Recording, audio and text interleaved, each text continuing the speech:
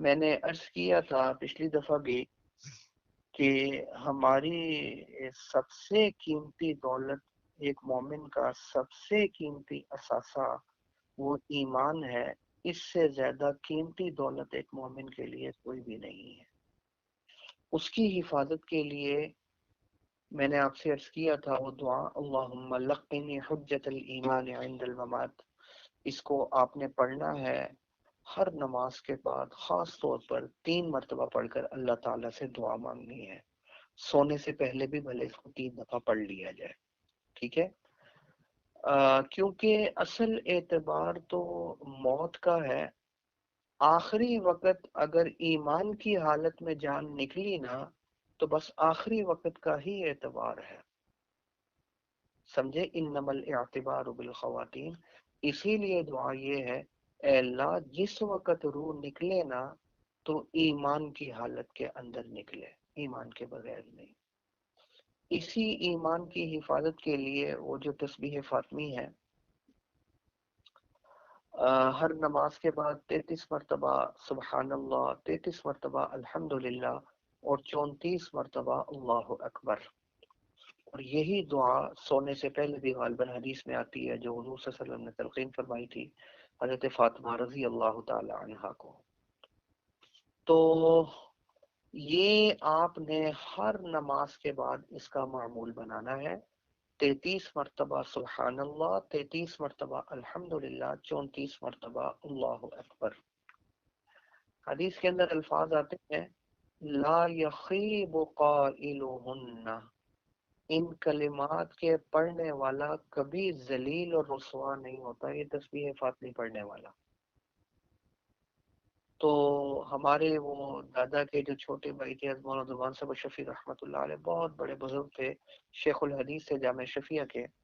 حضرت فرمایا کرتے تھے، حضرت فرماتے تھے اس کا مطلب یہ ہے کہ اس کا خاتمہ ایمان پر ہوگا، کیونکہ جس کا خاتمہ ایمان پر نہ ہوا وہ تو ذلیل ہو گیا، وہ تو رسوا ہو گیا. اس سے بڑی ذلت اور رسوائی تو کوئی ہو ہی نہیں سکتی کہ بندے کا خاتمہ جو ہے وہ کفر کے اوپر ہو گیا. اس سے بڑی ذلت اور کوئی نہیں، اور اس سے بڑی خواری اور کوئی بھی نہیں. اور حضور فرما رہے ہیں جو تسبیح فاطمی پڑھتا ہے لا یخیب قائلہن، اس کا پڑھنے والا کبھی رسوا نہیں ہوتا، کبھی رسوا نہیں ہوتا. یا کبھی نہیں ہوتا تو پھر حضرت فرماتے اس کا مطلب یہ ہے کہ اس کا خاتمہ ایمان کامل پر ہوگا. اس کو بھی، اور مجھے امید ہے ظاہر آپ پڑھتے ہوں گے، یہ تو تقریباً ہر ایک کا ہی معمول ہے تسبیح فاطمی کے حوالے سے. ایک چیز جو دادا جی علیہ رحمہ میں نے جب سے پڑھی ہے، میں نے اس کے بعد حضرت فرماتے تھے کبھی اس کا یہ نہیں ہوا، مجھے یاد ہی نہیں زندگی میں کہ میں نے کبھی اس کو چھوڑ دیا ہو. لیکن 1.5 منٹ کا وظیفہ ہے، اور اس کے اوپر وہ جو صحیح ستہ میں روایات آ رہی ہیں، کتنی فضیلت اور کتنی برکت ہے کہ اگر کوئی شخص اعوذ باللہ السمیع العلیم من الشیطان الرجیم اور سورہ حشر کی آخری آیت هو اللہ الذی لا الہ الا هو عالم الغیب والشہادہ هو الرحمن الرحیم هو اللہ الذی لا الہ الا هو الملك القدوس السلام المؤمن المهيمن العزيز الجبار المتكبر سبحان الله عما يشركون هو الله الخالق البارئ المصور له الأسماء الحسنى يسبح له ما في السماوات والأرض وهو العزيز الحكيم. میرے خیال میں منٹ، 1.25 منٹ، زیادہ 1.5 منٹ لگا ہوگا، مجھے اتنا بھی نہیں، منٹ ہی لگا. 1 منٹ 1.5 منٹ میں یہ پڑھا جاتا ہے. اور آپ کو پتا ہے کہ حدیث میں اس کی کیا فضیلت آئی ہے؟ جو شخص صبح کے وقت میں فجر تک یہ پڑھ لیتا ہے تو شام تک 70,000 فرشتوں کی ڈیوٹی لگ جاتی ہے، وہ اس کے لیے دعائیں مانگتے رہتے ہیں. 70,000 فرشتے. اب حضور کی بات تو غلط نہیں ہو سکتی، حضور سے زیادہ سچا کون ہو سکتا ہے؟ اور جو رات کے وقت پڑھ لیتا ہے تو صبح تک 70,000 فرشتے وہ اس کے لیے دعائیں مانگتے رہتے ہیں. کتنی بڑی دولت، خدا کی قسم کتنی بڑی فضیلت ہے، اور منٹ 1 یا 1.5 منٹ کی بات ہے، کیا مشکل ہے؟ کوئی مشکل نہیں ہے۔ اعوذ باللہ السمیع العلیم من الشیطان الرجیم، اور سورہ حشر کی آخری آیتیں۔ اپنے معمولات کو سیٹ کرنا چاہیے، کچھ چیزیں ایسی ہونی چاہیے کہ ان کا ناغہ زندگی میں کبھی بھی نہیں ہونا چاہیے۔ اسی حوالے سے ایک چیز اور عرض کر دوں، 12 تسبیح میرے خیال میں ہمارے مشائخ میں سے کوئی بھی ایسا نہیں ہوگا جو اس کو نہ پڑھتا ہو۔ یہ تسبیح جو میں ابھی بتانے لگا ہوں آپ کو، بڑی زبردست تسبیح ہے یہ تو ویسے 1200 دفعہ پڑھی جاتی ہے، لیکن چلیں آپ بہت مختصر صرف 11 دفعہ سے آپ شروع کریں۔ پڑھنی کیا ہے، ریکارڈنگ ہو رہی ہے، آپ نے پڑھنا ہے لا الہ الا اللہ، لا الہ الا اللہ۔ لا الہ جب آپ نے پڑھنا ہے نا، تو آپ نے تصور یہ کرنا ہے اس نفی کے اوپر، لا الہ، کہ جتنی بھی گندی چیزیں میرے دل کے اندر ہے نا وہ ساری باہر نکل رہی ہیں۔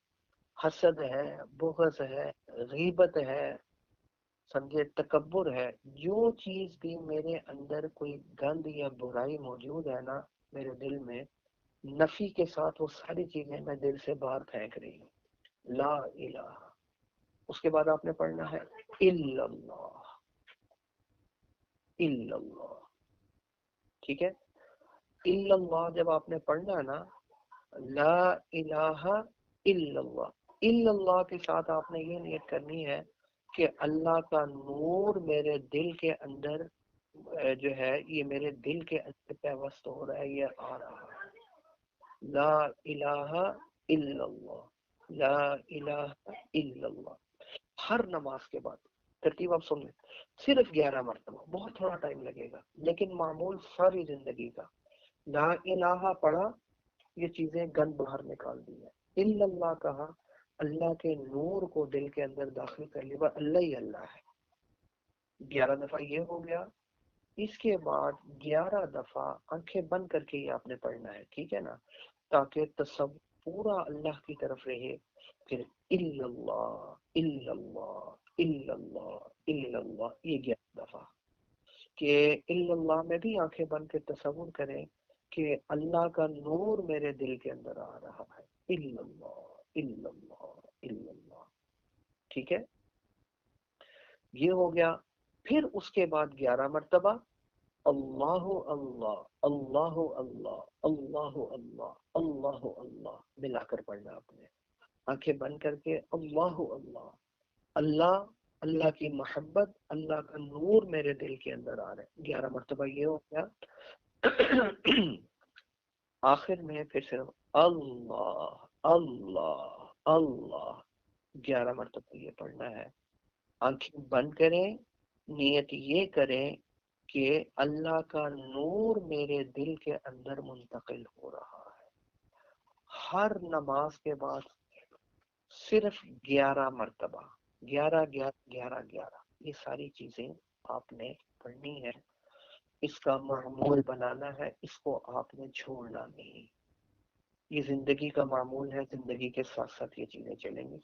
چند چیزیں بتلائی ہیں میں نے، ایک دو چیزیں اور ہیں وہ میں آپ کے سامنے عرض کر دوں گا، جو مجھے بھی میرے ایک شیخ تھے انہوں نے، حضرت نے، ایک تو یہ، اس کے علاوہ ایک چیز جو ہے وہ بھی میں آپ کے سامنے عرض کر دوں، وہ یہ ہے کہ فجر کی نماز کے بعد کوشش کیا کریں اگر وقت ملے، ورنہ دن میں کسی بھی وقت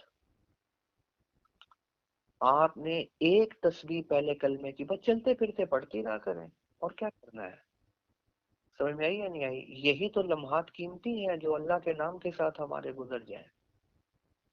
باقی سارا وقت جو ہے جس میں اللہ کی طرف توجہ نہیں، وہ سب ہے، مختصر سا وقت ہے، چھوٹا سا وقت ہے، آپ نے کوشش کرنی ہے ایک تسبیح آپ کی چلتے پھرتے پہلے کلمے کی نکل جایا کرے، ایک تسبیح آپ کی استغفر اللہ، استغفر اللہ۔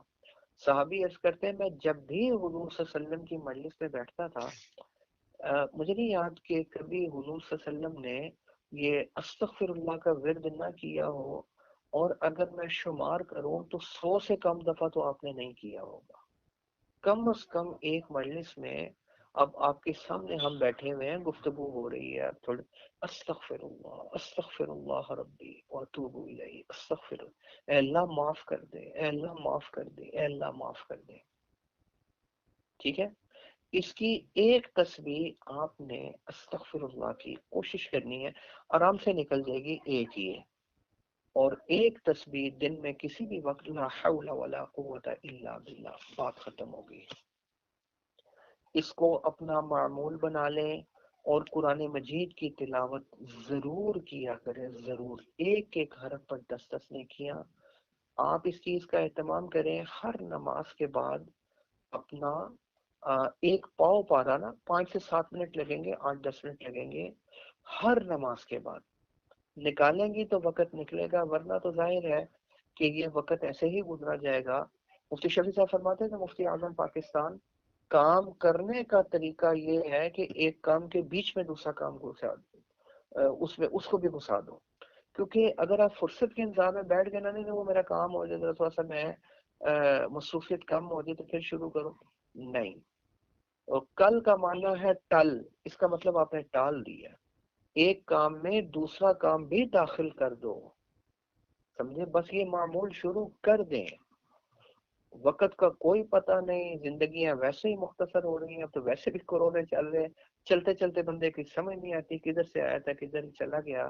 دادا جی علیہ الرحمہ فرمایا کرتے تھے، عجیب بات، عجیب بات، اور ایک سانس کا جھگڑا ہے، آیا آیا نہ آیا نہ آیا، ایک سانس ہی کی بات ہے نا. اور ایک جملہ فرمایا، عجیب جملہ، حضرت کی تو ہر بات ہی بڑی آب زر سے لکھنے کی قابل ہوتی تھی. آتے تھے، بیٹا مرنا معجزہ نہیں، زندہ رہنا معجزہ ہے.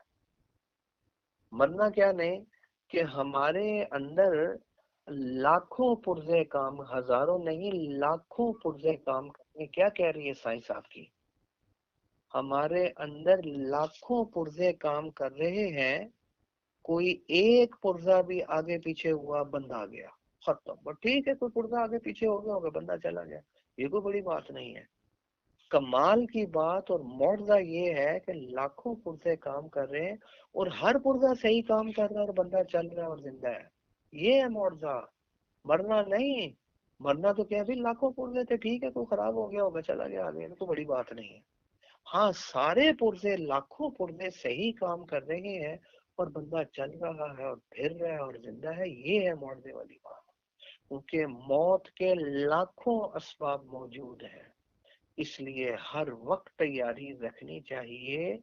اسرائیل علیہ السلام نوٹس دے کر نہیں آئیں گے کہ تیاری پکڑو میں نے اگلی جمعرات کو آ جانا، نہیں، سمجھے؟ لہذا ہر وقت تیاری رہنی چاہیے. حضور صلی اللہ علیہ وسلم فرماتے ہیں، میں دائیں طرف سلام پھیرتا ہوں، مجھے اتنا یقین نہیں ہوتا کہ بائیں طرف بھی پھیر سکوں گا یا نہیں پھیر سکوں گا. سمجھے؟ مجھے اتنا یقین نہیں ہوتا. یہ زندگی اتنی غیر یقینی ہے، سمجھے؟ وہی حضرت کا جملہ، ایک سانس کا جھگڑا ہے، آیا آیا نہ آیا نہ آیا. سانس ہی کی بات ہے نا، آ گیا آ گیا، نہ آیا نہ آیا، بندہ ختم ہو گیا ادھر ہی. لیکن پوری تیاری اپنی رکھنی چاہیے. وَمَا خَلَقْتُ الْجِنَّ وَالْإِنسَ إِلَّا لِيَعْبُدُونَ. نحو آپ نے پڑھ لی، نفی اور اللہ یہ جہاں بھی آتے ہیں نا، یاد رکھیے یہ حصر کے لیے آتے ہیں، تخصیص کے لیے اور حصر کے لیے. لا الہ الا اللہ کیا معنی؟ نہیں ہے کوئی معبود مگر اللہ. کیا معنی؟ حصر، اللہ ہی معبود ہے، اللہ کے علاوہ اور کوئی نہیں. یہ ہی والا معنی نفی اور اللہ نے پیدا کیا. نفی اور اللہ جہاں آئے، ما خلقت الجن والانس الا لیعبدون. دادا جی اس کا ترجمہ فرماتے تھے، بیٹا یہ دیکھو ما اور اللہ اور نفی اور اللہ کیا معنی؟ اللہ فرماتے ہیں میں نے پیدا کیا انسانوں کو. بھی میرے سے پوچھو میں نے پیدا کیوں کیا ہے. جو مشین بنا رہا اس سے پوچھو نا کیوں بنائی ہے. جس نے بنائی ہے وہ سب سے بہتر جانتا ہے کہ اس نے کیوں بنائی ہے. باقی اتنی گہرائی کے ساتھ کوئی نہیں جانتا جتنی بنانے والا جانتا ہے. تو اس کو پتا ہوگا میں نے کیوں بنائی ہے. تو ہمیں کس نے پیدا کیا؟ اللہ نے. اور اللہ حسر کے ساتھ فرما رہے ہیں ما خلقت الجن والانس الا، میں نے نہیں پیدا کیا جنوں اور انسانوں کو مگر صرف اس لیے کہ میری عبادت کریں. یعنی کیا ہو گیا؟ عبادت ہی کے لیے پیدا کیا ہے اور کوئی مقصد ایسا نہیں. آگے کیا ہے؟ ما اريد منهم من رزق، اسی آیت کے آگے نا، میں نے اس لیے نہیں پیدا کیا کمائی نہ کرو، بنگلے بناؤ، کوٹھیاں بناؤ، اور بنانے کے بعد مر جاؤ اور آگے پہنچ جاؤ. بس کہ میں نے بنگلے بنانے کے لیے، کوٹھیاں لینے کے لیے تمہیں پیدا کیا ہے؟ گاڑیاں لے لو، لینڈ کروزر لے لو، بنگلے لے لو، بس یہی مقصد ہے زندگی کا؟ نام نہ. اللہ فرمایا میں نے بنایا ہے، میرے سے تو پوچھ لو کیوں بنایا ہے. ما اريد منهم من رزق وما اريد ان يطعمون، اور اس لیے بھی نہیں بنایا تم نے کہ تم میری مدد کرو، مجھے کھلایا پلایا کرو، کما کر مجھے دیا کرو، یہ بھی مقصد نہیں.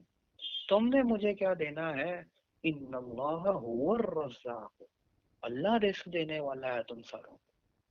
تو میں نے جو پیدا کیا اس کا مقصد صرف ایک ہے، ماں اور اللہ. میں نے نہیں پیدا کیا مگر صرف اس لیے کہ میری عبادت کرو. عبادت ہی کے لیے پیدا کیا، عبادت کا کوئی اور پیدا کرنے کا اور کوئی مقصد نہیں. ہمارے جامع شفیع کے حضرت صوفی سرور صاحب رحمۃ اللہ علیہ شیخ الحدیث سے، یہ ہمارے پردادا جی کے خلفاء میں سے بھی تھے، ابھی حال ہی میں انتقال ہوا. پردادا جی علی رحمت نے ان کو، یہ مرید بھی تھے، ان کے خلیفہ بھی تھے. جوانی میں خط لکھا، یہ مجھے دادا جی علی رحمت سنایا. ہمارے ابا جی نے مجھے بلایا، کہتے بیٹا ذرا خط پڑھ کر سناؤ.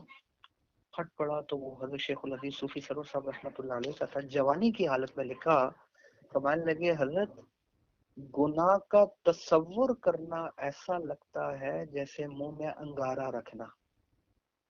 اب انگارہ رکھنا آسان کام ہے مشکل کام ہے؟ اسی طرح گناہ کرنا نہیں، گناہ کے بارے میں سوچنا ایسا لگتا ہے، تصور کرنا ایسا لگتا ہے جیسے منہ میں انگارہ رکھنا. سمجھے؟ تو حضرت ہی ایک دفعہ فرما رہے تھے عصر کی نماز کے بعد، حضرت کا مختصر سا بیان ہوا کرتا تھا. وہاں لگے صرف 3 گھنٹے بھی اگر ہم دے دیں نا 24 گھنٹوں میں سے اللہ کو، ہم براہ راست جنت میں جا سکتے ہیں. صرف 3 گھنٹے، باقی 21 گھنٹے جو مرضی کرو. صرف 3 گھنٹے. اسے 30 گھنٹے کون سے ہیں؟ وہ 3 گھنٹے یہ ہیں، 5 نمازیں پڑھو، ہر نماز میں زیادہ سے زیادہ وقت بھی اگر لگے گا تو آدھا گھنٹہ، آدھے گھنٹے سے زیادہ، یہ تو زیادہ سے زیادہ اتنا لگے گا نا. تو کیا ہو گیا؟ 5 نمازیں ہیں تو 2.5 گھنٹے ہو گئے. سمجھے؟ یہ آدھا گھنٹہ بھی تب ہے جب آپ تھوڑا بہت تلاوت بھی کرتے رہے ساتھ. جیسے میں نے کہا پاؤ پارا پڑھے، ایک پاؤ بھی ہر نماز کے ساتھ پڑھے نا تو دن میں 1 پارا، 1.25 پارا بنتا ہے. 1.25 پارے کا مطلب ہے کہ 24 دن میں آپ کا ایک قرآن ختم ہو گیا. ایک قرآن آپ کے ہر 24 دن میں ختم. فرمایا کہ آدھا گھنٹہ نماز کو دے دو، 2.5 گھنٹے ہو گئے 5 نمازیں، اور آدھا گھنٹہ ضروری مسائل کو دے دو، کیونکہ ضروری مسائل کا سیکھنا بھی تو فرض ہے نا. بھائی یہ 2 کام کر لو بس ختم. حج تو زندگی میں ایک مرتبہ فرض ہے، اور کرنا کیا ہے آپ نے. اور روزے، وہ بھی روزانہ نہیں آتے، وہ بھی سال میں ایک مرتبہ فرض ہے. اور زکوٰۃ وہ بھی وہ دے گا جو صاحب نصاب ہے، جس کے پاس پیسے ہیں، جو امیر ہے، اور وہ بھی سال میں ایک مرتبہ.